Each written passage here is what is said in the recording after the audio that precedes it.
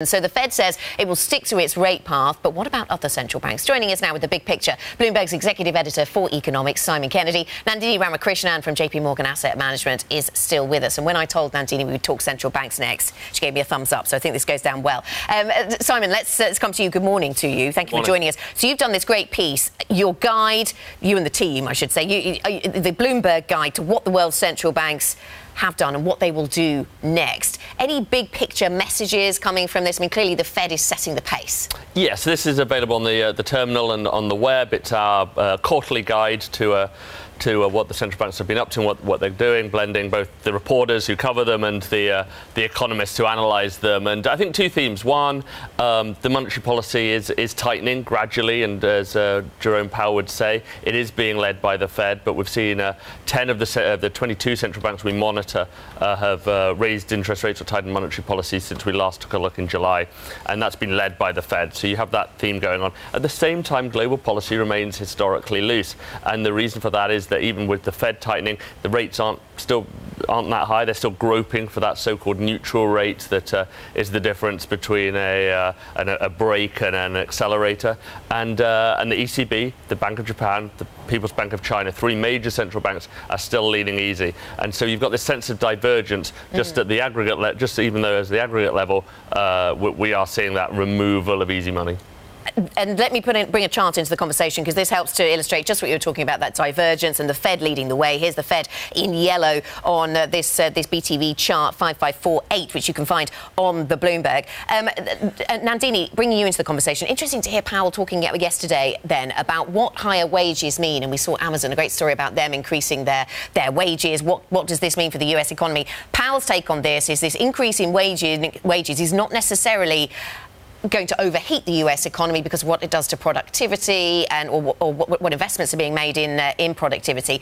What's your take on when we start to see wage pressures really building in the US, because it's taken a long time with very low unemployment levels? So this is the key question for our sort of when is our recession view going to be sort of more risk than not risk? When is our cycle view going to start turning? How do we think central banks around the world are going to cope? And if wages continue to rise, and they're not rising at an extremely fast pace right now, of course we'll see numbers this Friday, and we'll see them every month thereafter for how much wages are rising in the U.S. We would expect them to rise, though. For the first time now in many years, the number of available jobs open that companies are posting are more than the actual people there that are unemployed to fill those roles. We see the quit rates rising, several other indicators telling us that wage growth should be coming through. Again, that's not a bad thing if two things. If households and consumers who receive those wages spend it in a very sort of animal spirits type fashion, or crucially, if companies can afford those higher wages because unit labor costs, so what you're paying for your productivity, doesn't rise. And if that can happen, which it may, there's a chance that it may,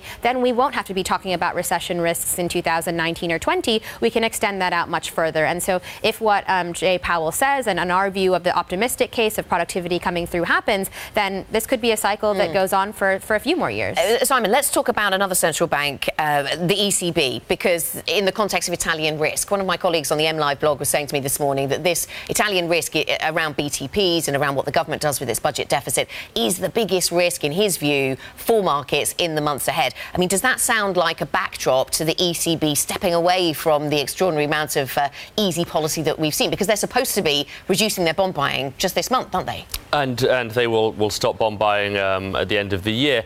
Is it a risk? This is the long-running story. Is Italy too big to fail? Is Italy enough to weigh on the ECB? The message you will get from the ECB, I suspect, in coming months is that this is their plan. They set monetary policy for the whole of the region, and there is reason enough to end those bond purchases. But certainly into next year, you might get that concern at the margins. But I think Mario Draghi, Italian though he is, has been pretty level with the investment community in laying out that how he sets monetary policy, and that really the pressure is on the Italian government to kind of control its deficit spending. We're seeing some signs of that overnight. Another chart that illustrates the Fed in the lead in terms of getting to higher interest rates. This is the balance sheet divergence. So the Fed in the yellow just dipping, and the ECB in the white, still at those very high levels. Nandini, your thoughts then on whether the Italian story delays the ECB in its exit from